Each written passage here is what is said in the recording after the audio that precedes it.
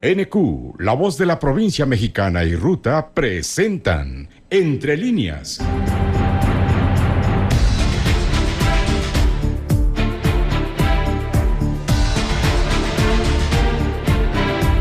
Un espacio de reflexión con entrevistas e información. Con el periodista Juan Carlos Ortiz Castro.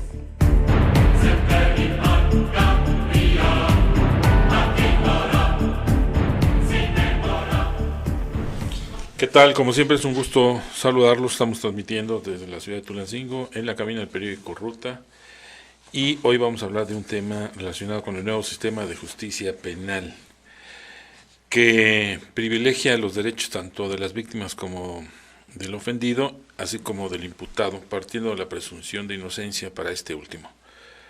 Con ello se fortalece el debido proceso y el pleno respeto a los derechos humanos de todos y todas aquellos involucrados en una investigación o procedimiento penal. Este nuevo sistema permite primero mayor visualización a todo el sistema, más transparencia en la actuación de todos y reduce los márgenes de posibilidades de irregularidades en el procedimiento, de corrupción. Está con nosotros el juez Víctor Juárez González, juez de control en el segundo distrito de Tulancingo. Gracias por estar aquí. Buenas noches, juez. Muchas gracias. Un saludo al auditorio. También está el maestro José Alfredo Cruz León, maestro del Colegio de Abogados. Buenas noches. Muchas gracias, Juan Carlos. Es un privilegio siempre estar en tu programa. Gracias. Y también el licenciado Eder Arael Trinidad Salinas, también del Colegio de Abogados. Gracias. Gracias, buenas noches. Bueno, pues finalmente no hay plazo que no se cumpla. Ya por lo pronto en el Distrito Judicial de Tulancingo inició la operación de este nuevo sistema de justicia penal. La fecha límite para todo el país es el 18 de junio del 2016, cuando deberán operar todas las salas de oralidad y del nuevo sistema en todo el país. Juez, ¿están preparados los abogados defensores para llevar este tipo de casos o existen todavía viejos vicios que hay que estar superando todos los días? Yo creo que, hablando de términos generales de los abogados, con independencia de su función, defensores, ministerios públicos, juzgadores, creo que los abogados son uno de los elementos que están mejor preparados para este sistema. Considero que incluso me atrevería a adelantar en este programa que realmente no hablamos de un nuevo sistema, que es lo que a veces se ha llegado a decir, que es un nuevo sistema de impartición de justicia. Realmente yo diría que es una evolución para mejorar, y que sí tiene novedades, claro, pero no es un sistema nuevo. Realmente aspectos como la publicidad, la contradicción, ya existían, simplemente ahora se les da mayor énfasis. Con eso empezaría. ¿Se reducen además los tiempos? Es la idea. No siempre va a ser así. Hay asuntos que, aun cuando la ley y los órganos jurisdiccionales, los ministerios públicos, los abogados pretendan acortar los tiempos, aún así son casos que van a llevar varios meses, incluso años, dependiendo el asunto, la complejidad, incluso también la etapa recursiva, los amparos que se interpongan, etcétera. Eso va a implicar también los tiempos. Entonces, en cuanto a los tiempos, no se corrigen porque anteriormente un proceso penal podía durar, 10, 12, 15 años.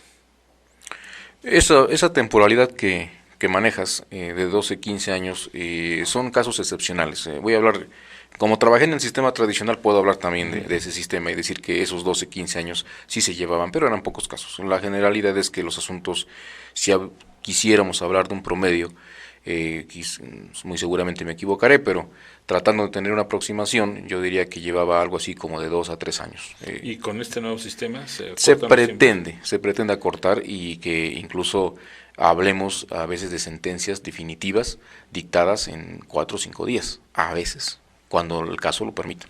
¿Se han dado ya casos en Tulancingo? No, en este distrito aún no. En Pachuca se llegaron a dar casos. ¿Cuánto tiempo lleva ya funcionando este nuevo sistema aquí en la jurisdicción de Tulancingo? Comenzó el día 16 precisamente de febrero, y precisamente ahorita vamos hacia el mes, un día de cumplamos. ¿Cuántos casos están ventilando ahí? tenemos que distinguir entre lo que es Procuraduría, Ministerios Públicos y los juzgadores. En el caso de los juzgadores, ha tenido contacto el Poder Judicial con 4 casos. 4 casos hasta el momento. José Alfredo Cruz, el talón de Aquiles de los abogados es la capacitación. Se piensa que ya titulados ya no requieren de capacitación y con este nuevo sistema sí se requiere. Así es, Juan Carlos. Yo creo que en esta región de Tulancingo, la mayoría de los abogados sí nos falta esa capacitación, esta preparación. De hecho, el colegio de abogados que estoy presidiendo, todos los miércoles estamos llevando cursos, talleres para capacitar a los abogados. Te adelanto, ya hicimos la solicitud al Tribunal Superior de Justicia para que nos implementen un curso gratuito de este nuevo sistema penal acusatorio.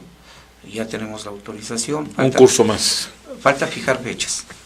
Y nos comentan que va a ser impartido precisamente por jueces orales y jueces de control. Yo creo que es básico para que los abogados estemos acorde a lo que requiere este nuevo sistema. En este momento no hay igualdad de circunstancias entre la parte juzgadora y ustedes. Con toda honestidad no creo, tenemos que ser honestos aquí en tu programa. Tenemos la teoría, nos falta la práctica. Como bien ha comentado el señor juez, pues tiene pocos casos y estos casos pues todavía no llegan a las etapas donde vamos a participar como defensores, principalmente en la última etapa, que es la del juicio oral. Honestamente, yo creo que en la medida en que vayamos llevando asuntos los abogados postulantes de aquí, en esa medida nos vamos a ir también preparando en el nuevo sistema y en la práctica. Licenciado Eder Arael, las víctimas o quienes llevan un caso en este nuevo sistema están en un estado de indefensión ante la falta de conocimientos para poder realizar el proceso judicial. Considero que no. De manera definitiva, yo creo que se le ha dado la suficiente publicidad al nuevo sistema. Incluso, sí, pero los abogados defensores. Yo creo que en la ciudadanía general, el ciudadano común recibe día a día la noticia o la novedad del nuevo sistema en el cual se le está instruyendo a que en caso de violación a sus derechos debe de acudir ante las instancias pertinentes. En este caso, tenemos que la víctima actualmente puede acudir ante un agente del Ministerio Público, quien dentro del proceso penal va a ser quien lo represente. Ahora bien, este nuevo sistema también permite que se le nombre un asesor jurídico a esa víctima, a ese ofendido, para que lleve a cabo la violación de sus derechos. Por tal motivo considero que realmente ya estamos únicamente ante la cuestión de la difusión de esos derechos. Incluso el juez tiene la facultad para decir al abogado, tú no estás capacitado para llevar este caso. Vamos a una pausa y regresamos para que nos explique esta parte, juez. Claro que sí. Bueno, ya regresamos, juez Víctor Juárez González, juez de control en el segundo distrito judicial de Tulancingo. Ustedes tienen la facultad de remover al abogado cuando vean que no tiene las facultades o la experiencia para llevar un caso. Así es un caso extremo. La idea es no emplear esa facultad y además hay que, primeramente, antes de hacer la remoción, advertirle al imputado, sobre todo, podría ser también a la víctima, pero básicamente es al imputado, de que su abogado no cuenta con esos conocimientos. Y una vez hecha esa advertencia, pues se entiende que él podría nombrar a otra persona. En el caso de que no lo haga y que este abogado incurra en esas deficiencias, pues entonces sí podría venir la remoción. Pero la idea yo creo que es que precisamente la preparación constante y eficiente de los abogados pues impida esa situación. Una situación que hemos insistido mucho es la certificación, tanto de los abogados defensores fundamentalmente, para que cuando entren a estas salas digan yo sí estoy capacitado y enseñen o muestren una cédula. No basta con la de abogado o maestro en derecho, sino que estén certificados en este nuevo proceso y avalados por el mismo colegio. ¿No sería necesario ya establecerlo? como una situación antes de entrar a cualquier juicio de que mostraran sus credenciales, justamente para evitar pasos falsos? Sería igual recomendable, tanto como aseverar si es necesario o no. Creo que eso es una situación que deberían discutirlo precisamente la comunidad de los abogados y en un momento llegar a una conclusión. Pero como juzgador creo que tenemos he estado afortunadamente ya en distritos como Tula, Huejutla, Izmiquilpan, Pachuca, y ahora estoy acá en Tulancingo, y puedo decir con conocimiento de causa que en términos generales los abogados en el estado de Hidalgo tienen la capacidad, obviamente, quizá hayan excepciones, pero en términos generales yo creo que son personas que tienen la capacidad para estar en un juicio, y que si bien es cierto este sistema, el acusatorio, tiene algunas particularidades como lo es la publicidad, la oralidad, el debate espontáneo, que no se daba en el tradicional, donde a veces los debates eran a través de escritos y ahora ya es en una audiencia. Pero sabemos que los que hemos estado en el Poder Judicial durante varios años, que los abogados en su generalidad tienen esa capacidad para debatir y para poder argumentar jurídicamente, y quizá lo único que hay que hacer, como ya lo dije al principio, es capacitarse, actualizarse, pero no es un sistema nuevo. Sin embargo, Alfredo Cruz, tú hablabas de capacidad de instrucción, de lo que es la certificación. Así es, Juan Carlos. Yo creo que los abogados tenemos que ser honestos y leales con nuestros clientes. Y si yo considero que no tengo la capacidad suficiente para entrar a representar a mi cliente en un juicio en el nuevo sistema penal acusatorio, se lo tengo que decir. Ya no podemos seguir engañando a la gente. Los abogados tenemos que ya ser más honestos, quitarnos esa situación que tiene la población acerca de nosotros. Es que lo tenemos que hacer. Y como ¿Quién dijo, va a reconocer que no tiene capacidad? Precisamente como acaba de decir el licenciado Juárez, si yo entro a una sala y él se da cuenta de que no tengo el conocimiento suficiente, pues me va a llamar la atención. Y en un momento dado mi cliente puede solicitar la presencia de otro abogado, o en su caso, el defensor público que está listo también para actuar.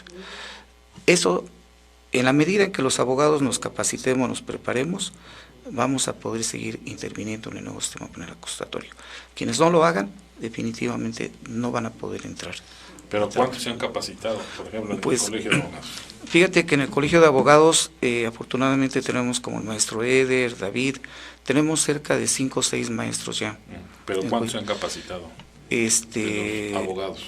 Definitivamente, pues yo tengo conocimiento que Eder ya está participando en el nuevo sistema penal, David también. Somos pocos realmente, Juan Carlos, ¿sí? ¿De cuántos? ¿Cuántos miembros tiene el colegio? Son cerca de 240 integrantes. ¿Y de esos cuántos están capacitados? Pues aproximadamente 5 integrantes del colegio. Pues es muy grave esto, ¿no, licenciado? Es correcto. Desafortunadamente yo considero que cada uno de los operadores del sistema debemos de tener de mutuo propio esa convicción de prepararnos, que realmente debemos de entender que como abogados también incurrimos en una responsabilidad de tomar una defensa o de tomar una asesoría sin los conocimientos necesarios para representar a estos, ya sea al imputado o a la parte ofendida o la víctima. Entonces, parte de lo que tenemos dentro del colegio es esa intención de traer mayor capacitación a nuestros compañeros abogados, a los miembros, con la finalidad de que todos y cada uno tengamos esa misma posibilidad de acudir ante el sistema, de acudir ante los juzgados y poder llevar a cabo una adecuada defensa. Que ese es otro de los puntos de este sistema, ¿no? Que se está retomando una defensa técnica, que tenga realmente el conocimiento necesario para representar los derechos de los imputados. Pero juez, si hablamos que son 260 nada más del Colegio de Abogados y muy pocos están capacitados, pues sí hay un problema real de visión, ¿no?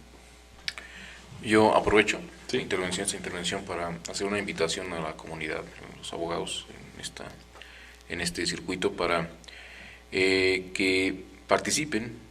Son ellos los abogados, en sus facetas como asesor jurídico, como defensores del imputado, son ellos a quienes les corresponde obviamente la tarea de vigilar que precisamente los operadores como los jueces y los ministerios públicos estemos realizando bien nuestro trabajo, e invitarlos a que participen precisamente en el sistema acusatorio, que no se cohíban en cuanto a suponer que es un sistema nuevo. Insisto, es prácticamente lo mismo, cambian los términos, pero seguimos hablando de imputado, también se empleaba la palabra imputado, incluso se puede hablar inculpado también, ¿no? Muchos términos son similares, la declaración preparatoria se sigue empleando, el plazo constitucional, las pruebas igual, realmente son las mismas, no han cambiado, las periciales, las declaraciones, las testimoniales, ¿no? Realmente encontramos un defensor, igual un asesor, lo que ya también existía, el juez. Entonces realmente son algunas cuestiones, pero que se ha dado cierta información, insisto, en que es un sistema nuevo, que es lo que hace que los abogados se cohíban y digan no, porque quizá no lo haga bien. Y yo creo que eso es un gran error, porque si no, ¿cuándo van a aprender? Claro. Tienen que empezar. Porque además el sistema tradicional va a desaparecer en cuanto ya los casos se terminen, se concluyan, en su mayoría. Que eso va a tardar, por la experiencia que Pero estamos ¿cuánto viviendo. tiempo? A lo mejor 10 años. Quizá, podría ser. Bueno, vamos a otra pausa y regresamos. Bueno, ya regresamos, estamos hablando sobre el nuevo sistema de justicia penal en Hidalgo, aunque ya el juez nos dice no es tan nuevo. Juez Víctor Juárez, ¿cuánto tiempo le llevó a usted la capacitación en términos de clases o en términos de horas para poder estar usted capacitado en este nuevo sistema o en este sistema que acaba de entrar en vigor?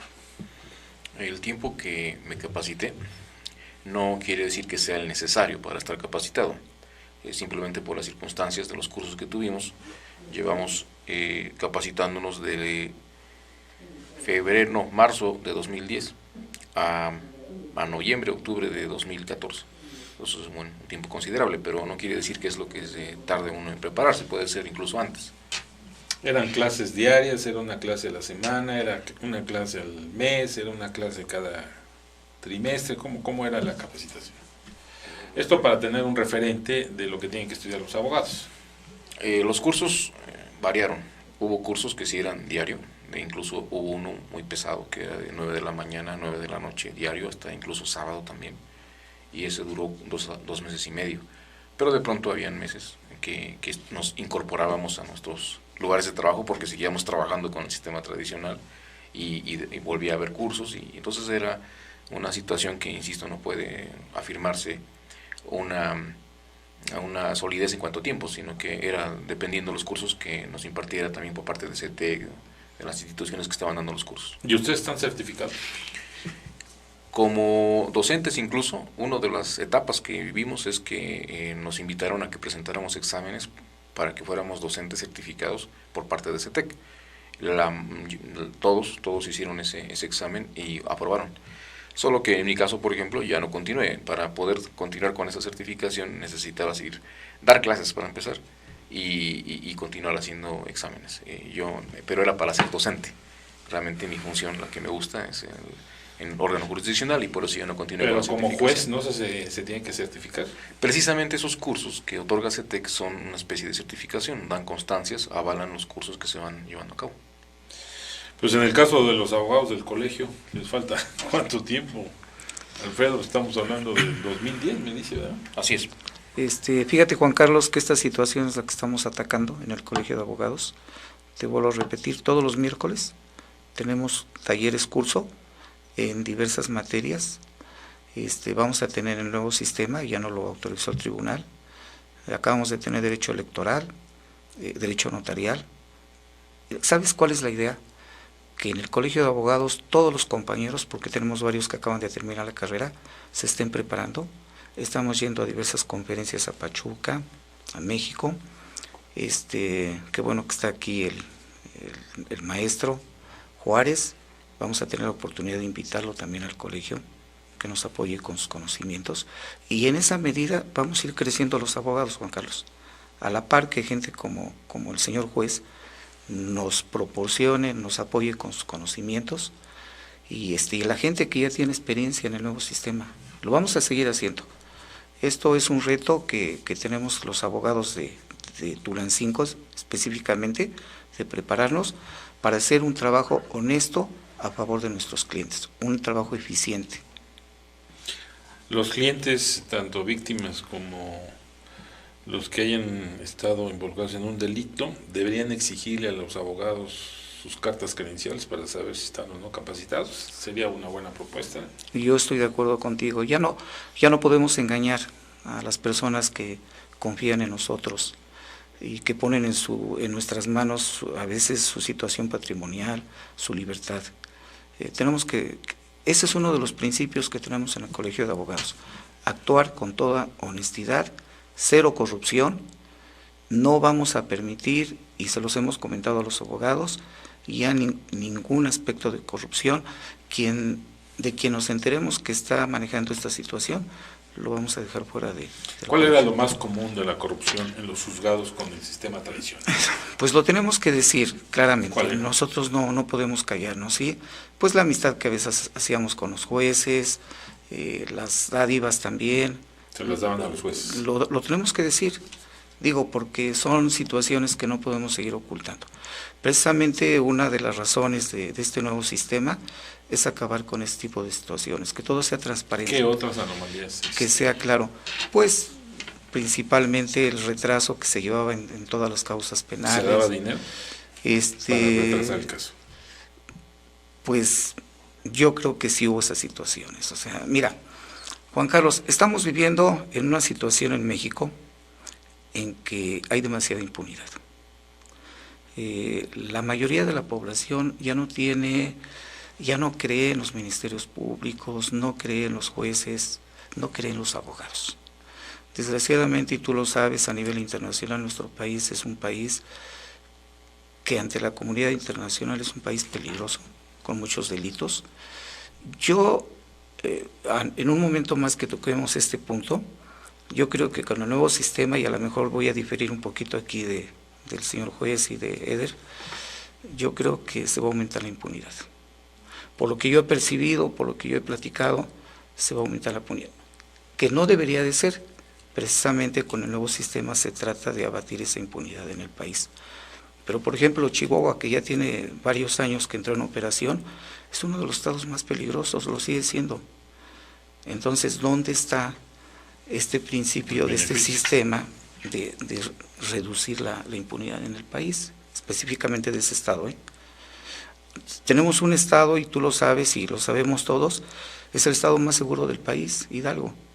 Nosotros no tenemos los problemas de otros estados, pero sí hay impunidad aquí en Hidalgo. Y yo creo que es lo que tenemos que luchar todos unidos para abatirla. Pero dime las características específicas de corrupción que se daba en el sistema tradicional penal. Pues sí, lo sabemos. ¿Se compraban a los jueces? Sí, lo sabemos. Se les daban ciertas cantidades económicas para que lo favorecieran a uno en algún asunto, para que a lo mejor si no era un delito grave, para obtener su libertad más inmediatamente.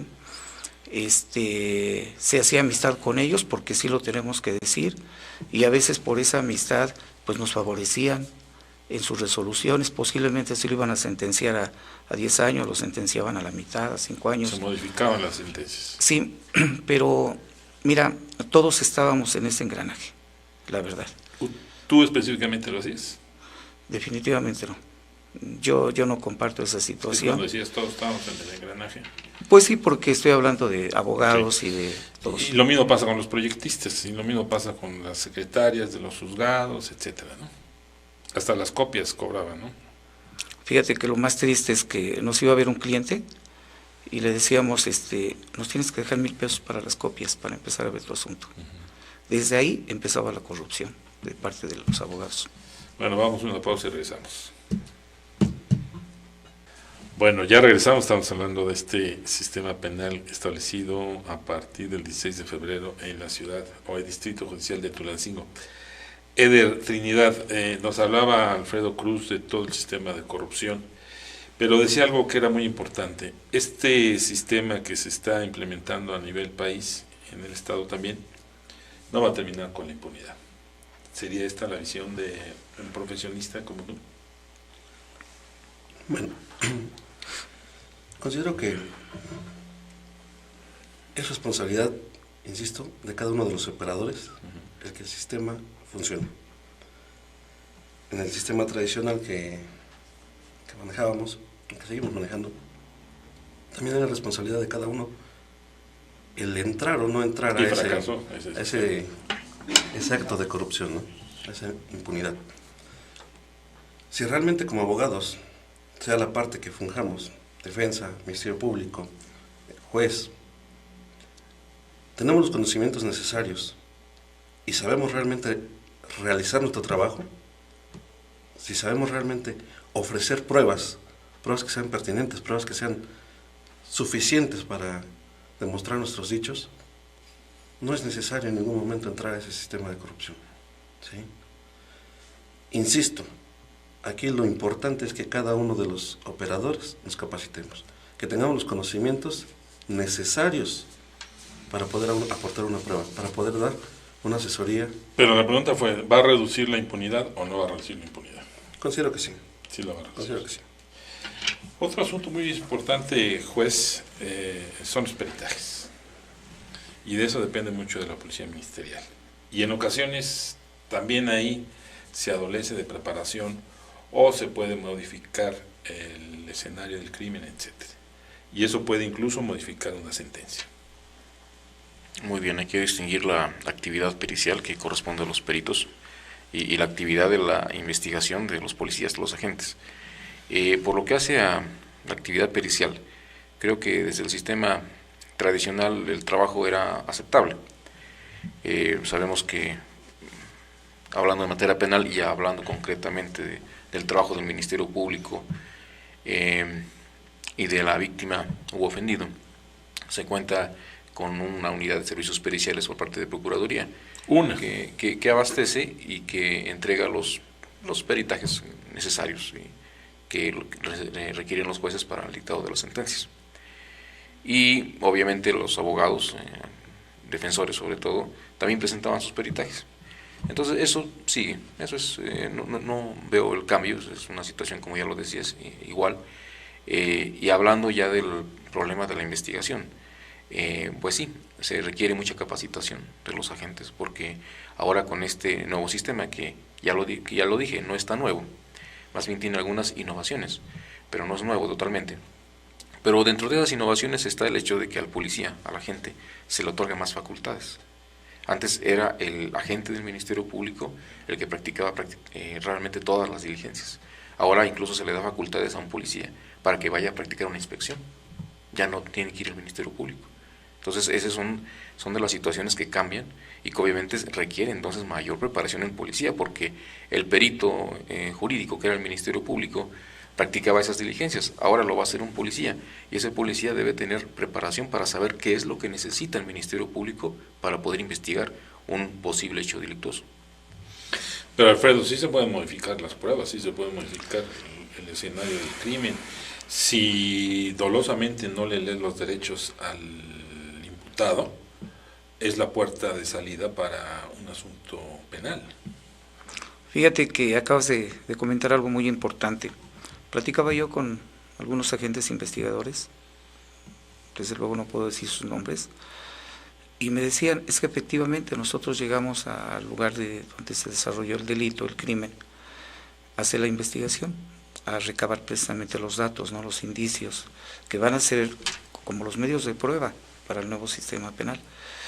Y recabamos indicios y datos, los entregamos, pero nos dicen que no tienen el equipo necesario, así abiertamente te lo digo, todavía en Hidalgo, para poder analizar y que en un momento dado sea un medio de prueba. Por ejemplo, ¿qué? ¿Serían las huellas? No me lo dijeron claramente, específicamente qué, pero que han presentado esos indicios, esos datos a servicios periciales para que se determine en un momento dado la prueba, que nos va a ser importante para nosotros, y que les dicen, es que no tenemos el equipo todavía suficiente. Esto es grave porque si es un sistema en que a través de métodos científicos vamos a poder recabar indicios para obtener pruebas, si no existe, y no tenemos todavía el equipo suficiente para hacerlo. Laboratorios, por ejemplo. Exactamente, entonces, ¿qué va a pasar ahí? que esa persona que cometió el delito va a quedar en libertad. No vamos a tener medio de prueba para llevarlo al juicio oral. Incluso para las autopsias, ¿no? Se tiene la capacidad. Yo creo que en ese aspecto sí. Sí. Sí, yo creo que en ese aspecto así, pero... Así, pero tan certero. No totalmente, Juan Carlos. Sabes que, mira, lo tenemos que decir, aquí no... Tú eres muy honesto y tú no admites cortapisas. Aquí, inclusive lo vimos en el Ministerio Público, llegaron, no tenían oficinas, todo el mundo estaba amontonado ahí, muchos no sabían ni qué hacer, parados ahí. No, con el nuevo sistema. Con el nuevo sistema. Yo creo que le faltó, tuvieron el tiempo necesario, y pues ojalá que no perjudique yo a nadie con mi comentario, pero tuvieron el tiempo necesario para hacer toda la implementación, para tener las oficinas adecuadas, para que empezaran a trabajar los nuevos ministerios públicos. Tuvieron el tiempo necesario para tener el equipo científico, para analizar todos los indicios de los delitos, y no se ha hecho. Y esto repercute en mayor impunidad. Incluso en las mismas sentencias. ¿Esto es así, juez? ¿Usted ha visto que se adolece de estas partes? Hablaré en términos generales, tanto en el sistema tradicional como el acusatorio. Creo yo que por parte de periciales no existe tanto problema. Es difícil encontrar en mi memoria un asunto donde por falta de un peritaje se sintiera en la resolución esa ausencia. Creo yo que en lo elemental, como dijo el maestro, creo que lo tenemos en cuestiones de medicina forense, de química, quizá algunas cosas ya más específicas como prueba de ADN y eso, se tiene que recurrir a PGR, pero son casos muy especiales. Realmente en lo básico se cuenta con esos elementos. ¿Pero medicina forense es toral para un caso? No siempre, porque no todos los delitos son de lesiones y homicidio. Tienen otras áreas, tránsito terrestre. Específicamente de homicidios. Homicidios, sí, claro, es determinante. ¿Y hay suficientes peritos? Al menos de la experiencia que yo tengo, que es solamente los asuntos que me han tocado conocer, sí, nunca hubo un asunto donde no hubiera un protocolo de necropsia o un certificado de lesiones, siempre los ha habido. Incluso no solamente una, a veces en un mismo asunto se recaban 2, 3. Que también en las necropsias se pueden falsificar o alterar los datos. Puede ser, pero hay que recordar que un juez no va a dictaminar en base a una sola prueba. Claro, lo concatena y entonces se puede advertir la verdad ahí. Bueno, vamos a otra pausa y regresamos. Bueno, ya regresamos con José Alfredo Cruz León, maestro en el Colegio de Abogados, además especialista ya en este nuevo sistema. ¿Por qué dices que va a haber mayor impunidad, Alfredo? Porque hemos estado analizando el procedimiento abreviado, Juan Carlos, que es una salida que nos da el nuevo sistema para que las personas que cometen un delito obtengan su libertad. ¿Pero delito menor? No, el problema es que son también delitos dolosos. Homicidios. Y yo difiero ahí. ¿Homicidios incluso? Homicidios, secuestros, violaciones. Yo creo que para los delitos culposos sí debería de aplicarse el procedimiento abreviado. En los delitos dolosos no, pero bueno, ya está la ley. Tenemos que entrarle todos. Aquí en esta situación de los delitos dolosos se establece el Código Nacional de Procedimientos Penales, que se le aplicará una tercera parte de la pena mínima. Se le va a reducir una tercera parte. Es decir, si por ejemplo... Para darnos una idea, un homicidio. Un homicidio de 10 a 20 años, son 30 años. Por lo regular, la mayoría de los jueces aplicaban un término medio aritmético, 15 años. 15. También tenían que analizar la individualización de la pena. Con el nuevo sistema, estos 15 es de 10 a 20 años, nos iríamos por la mínima, que es de 10 años, le van a reducir una tercera parte, lo van a sentenciar a 6.6 años de prisión. Y aquí mi pregunta es, y lo ha dictaminado la Corte Interamericana de Derechos Humanos, ¿qué pasa con los familiares? ¿Qué pasa con la esposa, con los hijos, con el daño colateral por haber perdido la vida al padre de ellos o el esposo? ¿Qué pasa? El daño no únicamente fue para la víctima, fue también para la familia, y eso se va a quedar impune. Una persona comete un homicidio, va a purgar 6 años, 6 meses en prisión y va a salir nuevamente. Y aquí tenemos que atacar otro punto muy importante, la reinserción social. ¿Realmente se reinsertan socialmente las personas que cometen delitos graves? Mi experiencia por los asuntos que he llevado me dicen que no, que definitivamente no. Es más, salen de prisión por haber robado un coche y después se dedican a secuestrar, cometen homicidios, es decir, aumenta su índice de criminalidad. Eso es lo que me preocupa, es lo que yo veo en el procedimiento abreviado y no estoy de acuerdo. Quizás posiblemente se les hubiera dejado la pena mínima, los 10 años, pero todavía se les favorece y se les reduce una tercera parte. ¿Y esto qué hace? Que el delincuente se sienta más seguro, que sabe que si cometió un delito grave, sabe que va a salir en pocos años de la prisión. Ya no hay temor a la ley. Ese es mi punto de vista. Bueno, incluso uno de los reos que se escapó recientemente del penal de Pachuca, creo que no, fue detenido por estar haciendo un acto ilícito en la Ciudad de México. Después de haber escapado, pues lo único que pensaría uno es que a lo mejor ya se va a dedicar a otro tipo de actividades, y no, reinciden en sus actividades ilícitas. Pero, Alfredo, ¿cuál sería entonces la solución? Porque tampoco podemos tener las cárceles llenas con sentencias de 15, de 20 años para estas personas, además de que ya existe un fondo para resarcir económicamente a los víctimas de secuestro, ¿no? Sí, yo estoy de acuerdo que uno de los motivos de este nuevo sistema es descongestionar los cerezos, que la verdad están saturados en todo el país y es un costo muy, muy alto para el Estado. Es un peligro. Además de un peligro, un costo muy alto. Y precisamente a través de los medios alternativos de solución de conflictos es para que se resuelvan los problemas de una manera conciliadora, pero para mí serían delitos culposos. En delitos graves definitivamente no estoy de acuerdo, Juan Carlos. Cuando una persona comete un delito grave, un homicidio, un secuestro, una violación, sabe lo que quiere y lo va a hacer, y sabe los riesgos. Y esta persona es muy difícil que se readapte nuevamente a la sociedad. Son personas que ya se han dedicado a eso toda su vida y que han empezado quizás con un delito menor, pero ya no van a cambiar. Y quizás me estoy escuchando demasiado rigorista en este aspecto, porque se debe de garantizar los derechos humanos de todas las personas, pero la experiencia, te lo digo nuevamente, me ha demostrado que no estoy equivocado. Y yo lo he visto inclusive, y tú lo sabes, en alguna situación familiar de un intento de secuestro. Y estos tipos empezaron, de acuerdo con los antecedentes que leímos, empezaron robando casas habitación.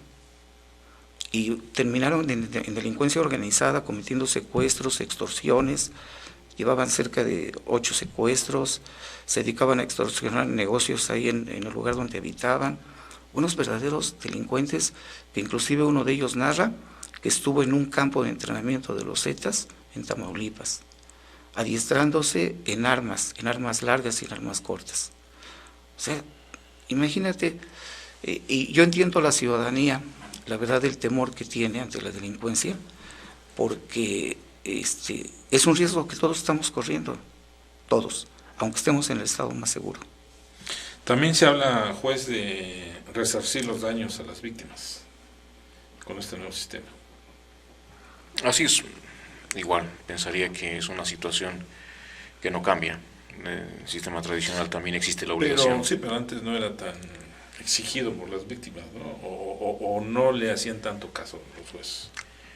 Corrijo ahí, me atrevo a corregirte, sí. Debe de ser en los dos sistemas. No podemos hablar de que en un sistema tradicional no se persiga tan eficientemente la reparación como en el acusatorio. Pero ahora es más riguroso. Eso es lo que quiero distinguir, por eso me atrevo a corregir, porque no, esta exigencia de que se le cubra, que se proteja a la víctima, de que se pague la reparación, no es tanto del sistema acusatorio, no es tanto.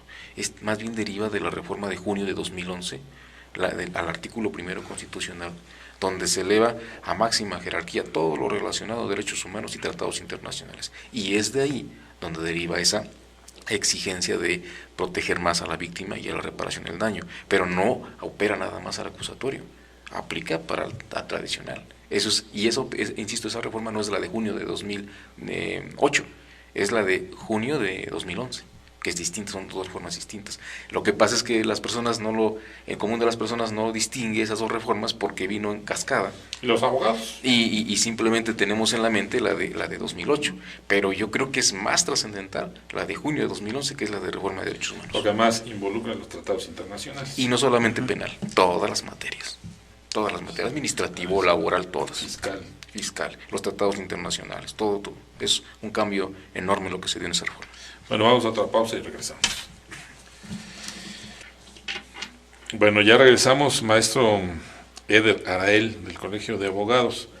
Se ha planteado aquí en la mesa la situación de la impunidad y que con el sistema que acaba de entrar en funcionamiento aquí en el Distrito Judicial de Tulancingo, ya había entrado en Pachuca y en otro distrito, planteaba José Alfredo Cruz que habrá mayor impunidad. En este sentido, la falta de preparación incluso de los mismos abogados abona esa impunidad. ¿Esto sería así? No, explico por qué. Dentro de los juicios orales, no van a dejar mentir los compañeros, lo que se busca es que al momento de que se programa la audiencia para juicio oral, no se conozca realmente quién es el juzgador, sino que hasta el momento mismo en que vas a entrar a audiencia, dentro de la pantalla, tengas conocimiento cuál va a ser el juzgador que va a conocer de ese asunto. ¿Sí? No es como el sistema tradicional que se sorteaban a los jueces, ¿no? Y decía, bueno, tal juez va a llevar el asunto. Pero dentro del sistema tradicional nos daba las pautas por los tiempos de tener comunicación con el juzgador y precisamente entrar a lo que era la corrupción. En este caso, al no tener conocimiento cuál va a ser el juzgador que va a resolver el asunto en particular, no da la pauta para tener ese contacto y llevar ese a cabo primer contacto. Pero sí habrá posteriores. No podría ser, debe ser dentro de una misma audiencia donde se resuelva esa situación. Pero no en una sola audiencia se desahoga el asunto. Definitivamente no se va a llevar a cabo dentro de una misma audiencia. Sin embargo, insisto, son espacios o son tiempos muy cortos que no darían esa pauta para, ¿sí? Aunado a que dentro del sistema se está previendo que si nosotros como parte tenemos contacto con el juzgador, definitivamente todo el juicio sería nulo, ¿sí? Si el juez va a recibir a una de las partes, tiene que estar de manera conjunta. De ninguna manera puede estar el juez con una sola de las partes. Bueno, pero si yo me siento al juez fuera del estado o lo invito a un domicilio particular, pues hay quien va a saber si yo estuve con el juez. O sea, esto es muy difícil probarlo, ¿no? Definitivamente. Pero, insisto, difícilmente se va a dar una mayor impunidad. Hay publicidad, tenemos, inclusive ustedes como medios, y más en esta jurisdicción de Tulancingo, en el que ustedes como medios tienen gran énfasis, que tienen gran peso dentro de la sociedad, digo, difícilmente se va a dar una situación de esa índole.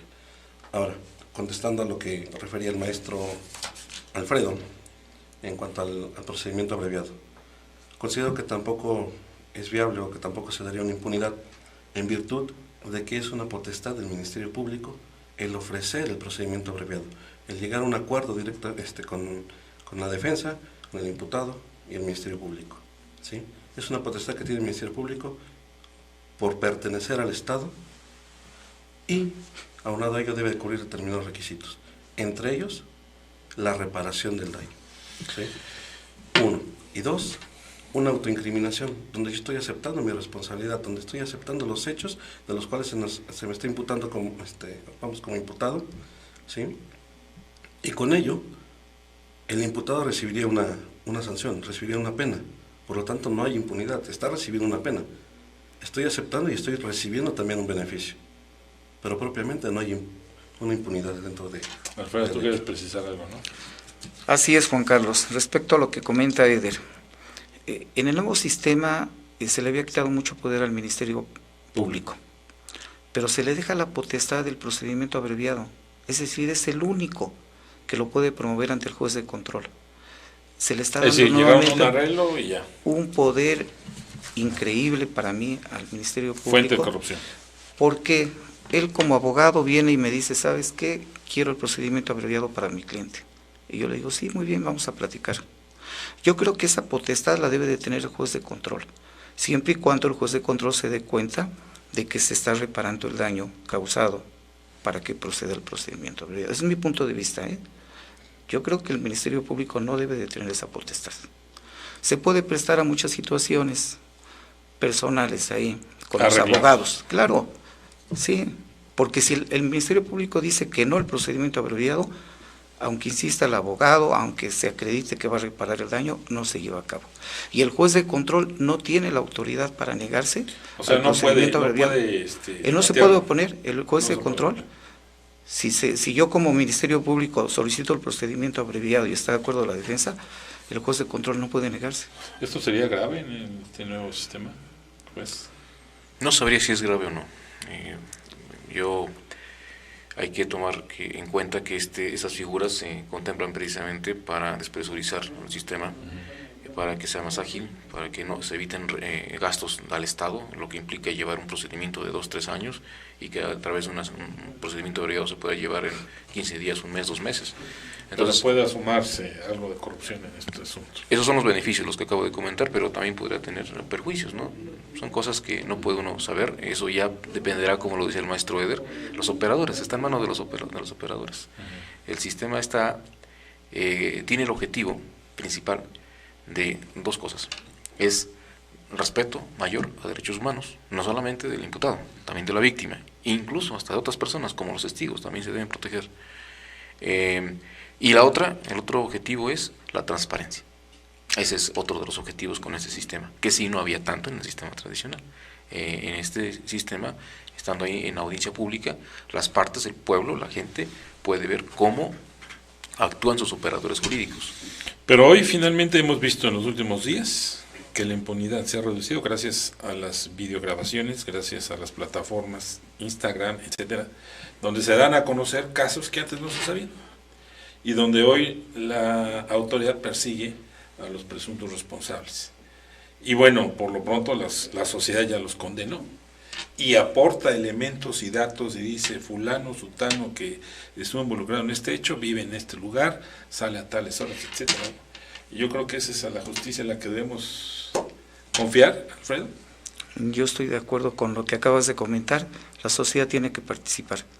Y tiene que participar no únicamente lo que tú acabas de comentar, con las evidencias de que nos damos cuenta como ciudadanos, sino también en la medida en que se cometa un delito. Que un delito que se comete con cualquier persona afecta a toda la sociedad, denunciar. De ahí tenemos que partir. Tenemos que presentar denuncias para que las personas que cometan un delito no queden impunes, con todos los riesgos que conlleva, riesgos personales, riesgos de venganza también de los presuntos delincuentes, pero no importa, tenemos que tener ese valor civil. Y también el valor civil, si soy testigo de algún hecho delictivo y que me llamen a declarar, comparecer, no negarme, no esconderme. Todos tenemos que sumar esfuerzos para acabar con esa impunidad. Bueno, pues ya nos vamos. Gracias al juez Víctor Juárez González, juez de control en el 2º Distrito Judicial de Tulancingo. Gracias, buenas noches por estar aquí, juez. Muchas gracias, Juan Carlos. También gracias al maestro José Alfredo Cruz León del Colegio de Abogados. Muchas gracias, Juan Carlos. Y también al licenciado Eder Arael Trinidad Salinas, también del Colegio de Abogados. Muchas gracias por la invitación. A mis compañeros Jorge Martín Sellán en Pachuca, Guillermo Ortega en Tulancingo, que estuvieron en la cabina de la NQ, a Jaciel Velasco y Celso García, que hicieron posible la transmisión de este programa por video vía internet, y a Yesenia Vera Gómez, que hizo la investigación del mismo. Gracias, despido Juan Carlos Ortiz, buenas noches. NQ y Rucha presentaron Entre Líneas, con el periodista Juan Carlos Ortiz Castro. Te esperamos en nuestra próxima emisión.